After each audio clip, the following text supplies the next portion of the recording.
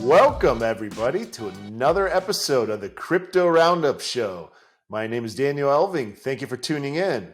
Smash the subscribe button, like this video, ping the notification bell, and comment down below. This will help us out a lot. So, what are we talking about today? Well, I'm going to talk to you about some news you should know, as well as what's going on in the NFT space, and give you some insights into what's going on in the market today. So let's begin. So as you can see right now, we know that, of course, MicroStrategy bought more Bitcoin. Bitcoin maximalist Michael Saylor will continue to buy more Bitcoin for the company. And, he's going to continue to dollar cost average in. He's bought this time 660 Bitcoin worth $25 million, which gives his total balance roughly for MicroStrategy 125,051 Bitcoin, which is roughly valued around $3.78 billion. So if we see the market today, we could see that according to Coin360, the heat map, a lot is in the green right now. We got Bitcoin above $40,000. And then we have Ethereum getting close to $3,000. And so it looks like the market is bouncing back. A lot of whales have been buying the dip. And if we see the extreme fear and greed index right now, we're still in extreme fear right now. So, people are more likely hesitant to want to see whether or not we're going to continue to climb back up. And so we'll have to wait and see what happens with that. There's an actual malware that is targeting a lot of browser-based wallets right now. And so over 40 different crypto wallets are being targeted right now. So this is something you should be aware of. And so it's designed to steal crypto from the browser extension wallets, such as MetaMask, Coinbase Wallet. And so as we see right now, it's called Mars Stealer. What it's doing is it's targeting a lot of the crypto wallets, especially even the two-factor authentication extensions. And it uses a grabber function that steals users' private keys. And so some of the ones that have been affected by this are MetaMask, Nifty Wallet, Coinbase Wallet, MEWCX, Ronin Wallet, Binance Chain Wallet, and TronLink. And so you got to be careful with that, you don't want to click on any kind of dubious links and stuff like that, since, this malware is specifically targeting those kind of wallets. And moving right along, and I mentioned to you guys before about the Meta Eagle Club NFTs, and they are live. They're going to be launching soon. So their launch date will be on February 9th. There's going to be 12,000 of those NFTs. For those who are interested, you can participate in the raffle to be mint one on February 9th at 3 p.m. Eastern Standard Time by connecting your wallet on February 8th, 2 p.m. Eastern Standard Time. And if you are selected due to the high demand, not everyone's going to be chosen, you will be eligible to mint on February 9th to prevent, high gas wars and stuff like that. And, some of the benefits of the NFT include, business first class flight tickets to events, as well as hot air balloon flights, as well as private jet flights to in real life events, and as well as, airdrops, helicopter flights, and much more. You could check out their website for more details, galliverse.io. We have a lot more of artists that are entering into the metaverse and NFTs. We have Steve Aoki, who is going to launch his own metaverse. And so he's planning to launch this. And what he wants to allow to have is for NFTs and for holders to have access to pre-sale as well as events in real life and in the metaverse, and for having apparel, wearables, brand collaborations, as well as physical collectibles and digital collectibles. So you're going to see that a lot of these, projects that are NFT that are solely just, PFP, profile picture, it's not going to go as far as those that have ability to participate in real life events and, collaborations with the community and stuff like that. So looking forward to seeing how this develops. Of course, it's going to be available for this. There's going to be pre-sale on the ERC 1155, which was developed by Engine, And so this will be available for pre-sale between February 12th to February 14th, and the public sale will be on February 15th. So this will be interesting stuff. And speaking of NFTs, we have Justin Bieber, who has bought a Bored Ape Yacht Club for $1.3 million, paid 500 ETH for it.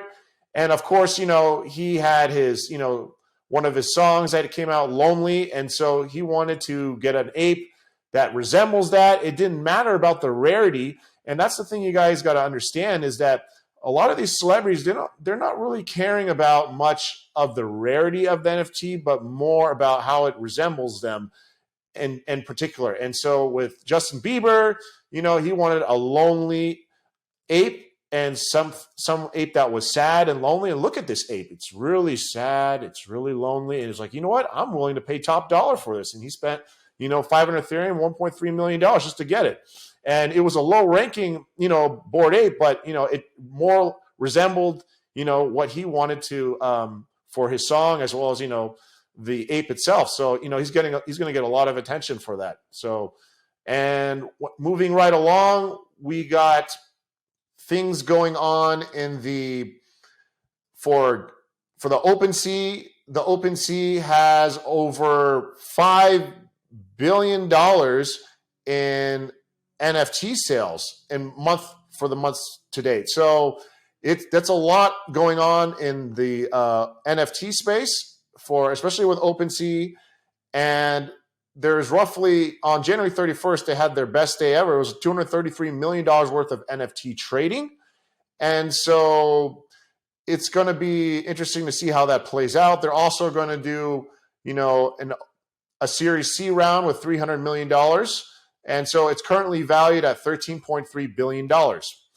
And so another thing you got to keep in mind is that there is with OpenSea, I told you last time with that exploit, OpenSea is refunding a lot of the users who are affected by that exploit $1.8 million. So it's nice that they're taking responsibility and, paying back to the people who were affected from the exploit. And one thing you got to keep in mind is that there is a lot of wash trading that's currently going on in this space. And so even though there's high trading volume that is happening, there's also wash trading that's going on.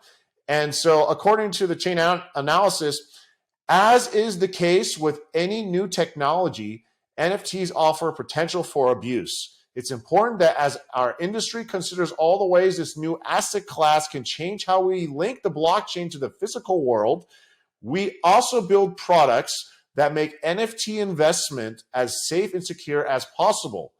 And so an NFT holder for wash trading can sell his or her NFT to another wallet they also control, making the NFT appear more valuable than it would otherwise be. And so they were able to track this by looking at what's called addresses that were self-financed. And so what that meant was that sales that were funded either by the selling address or the address that initially funded the selling address. And so they found one user that made 830 sales to addresses they have self-financed. We have identified 262 users who have sold an NFT to a self-financed address more than 25 times. And so, of course, they can't be 100% sure a lot of them are wash trading, but they use the 25 transaction threshold as a high degree of confidence that users are habitual wash traders. And so, of course, this was only tracked on the Ethereum and wrapped Ethereum. So, of course, they haven't tracked on others that could also do wash trading as well, which may impact the trading volume, all that stuff, including Solana and others as well. The last bit of news I wanted to share with you is GameStop is going to be collaborating with Immutable X for their NFT marketplace. I know I mentioned before the rumor was Loopring. Well, it is official now that they're going to use Immutable X. So we'll see if Loopring will still be involved in some way or another. So Immutable X is a layer 2 solution for NFT minting. And so it's going to be creating, especially because NFTs can be harmful for the environment with the high cost and transaction volume, and especially on networks that, cost a lot for electricity. So it's nice that they're partnering with Immutable X for this. And so Immutable X, zero gas fees for trading and minting NFTs in a carbon neutral environment. And, this includes billions of low-cost in-game assets for GameStop, digital real estate, and in-game skins that they're planning to, have for NFT marketplace.